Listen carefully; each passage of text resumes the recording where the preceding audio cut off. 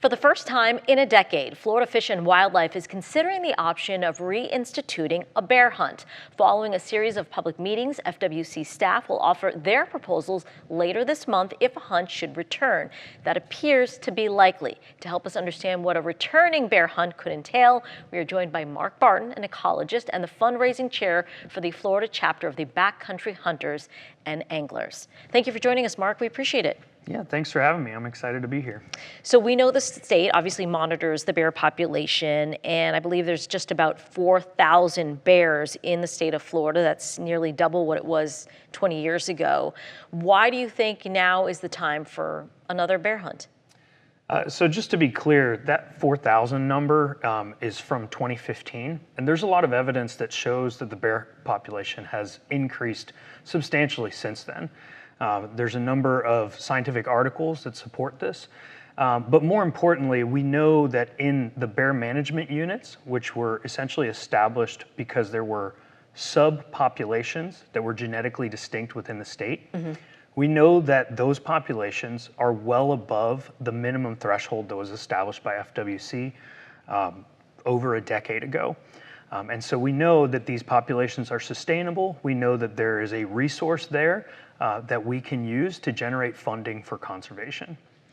You were telling me earlier that there's some hot spots for bears. There's other areas that don't have very many bears or any at all.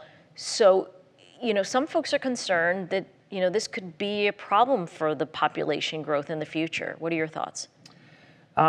Yeah, so, our goal as conservationists is to make sure that we're not having detrimental impact to the population.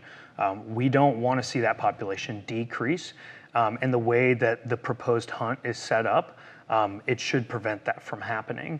And in terms of the unevenness in the population, there are certain areas where we really do need to reduce that density, but in other areas we really want to encourage bears to move into those areas. And so there's certain ways that the biologists are going about that, but they've been incredibly thoughtful in addressing everybody's concerns. A lot of the folks arguing against this bear hunt point to the problems in the previous hunt. I believe that was in 2015.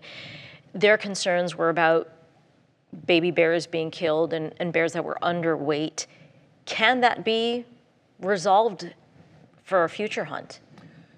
Yeah, I think it's important to address as well that the regulations that are put in place are very conservative. And so when you say baby bears, we're really talking about subadult bears that were just beneath the threshold that FWC had set, which was 100 pounds. As I said, this is very conservative.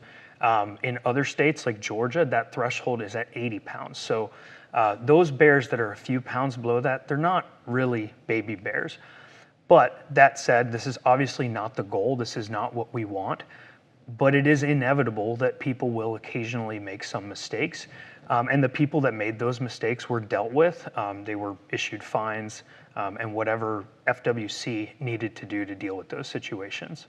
So Mark, what specifically is different from this year's proposal on the hunt compared to the previous one? So first, I think we should talk about the first hunt in 2015.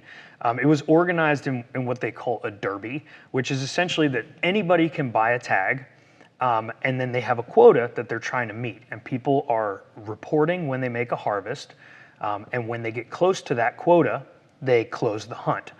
So this style of hunt sort of incentivizes hunters to harvest the first bear that they see, because if they wait for a different or a bigger bear, then they might not have another chance because the hunt might be closed already.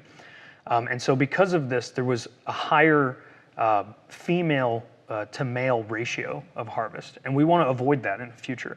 So for this hunt, the number of tags allocated is the quota. So there's 187 people that are going to have tags, and that means that at maximum, only 187 bears will be harvested. They've made sure that the season is a little bit longer. That allows hunters to be more selective so they can wait for that larger male bear, again, minimizing the chances of a female being harvested. Thank you, Mark Barton. We appreciate it. No problem.